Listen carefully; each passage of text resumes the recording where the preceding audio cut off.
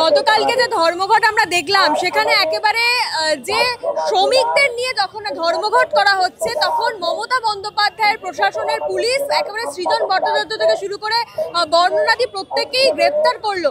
যে মমতা বন্দ্যোপাধ্যায় ধর্মঘট আন্দোলন করে ক্ষমতায় এসছে, আজকে তার দলের লোকজন বলছে যে মমতা বন্দ্যোপাধ্যায় ধর্মঘটের বিরুদ্ধে। না, আরএসএস যা বলে দেবে মমতা ব্যানার্জি তার বাইরে যেতে পারবে না।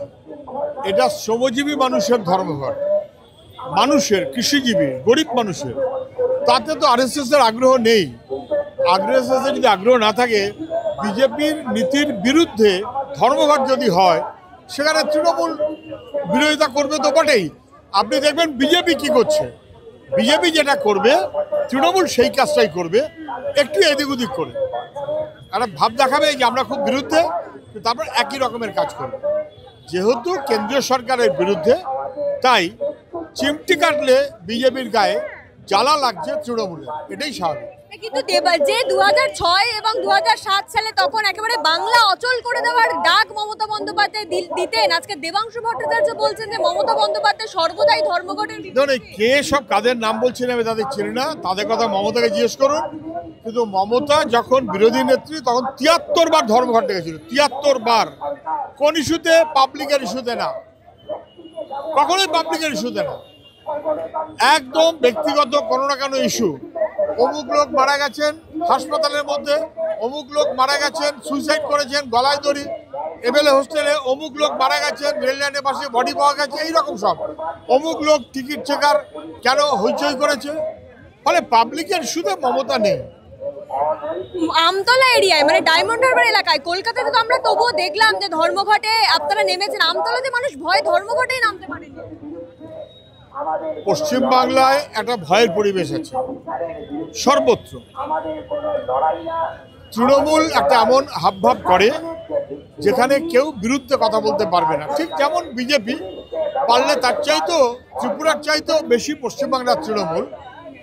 এবং বিশেষ করে ডায়মন্ড মডেল যেখানে, সেখানে মানুষ রোজ আক্রান্ত হবে, তারপরে যখন মানুষ রিয়াক্ট করবে তখন কী রকমের রিয়াকশান হয় দেখেছেন।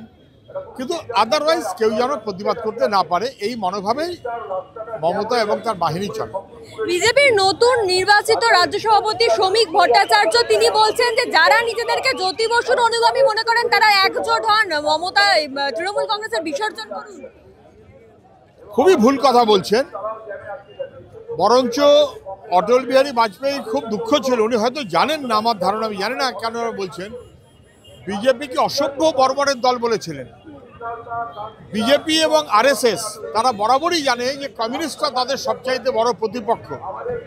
শত্রু বলে, আমি শত্রু শব্দটা ব্যবহার করলাম না, প্রতিপক্ষ।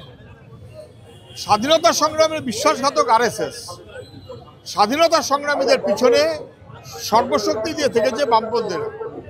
ফলে এটা তেলে আর জলে তো মিশবার কোনো সুযোগ নেই।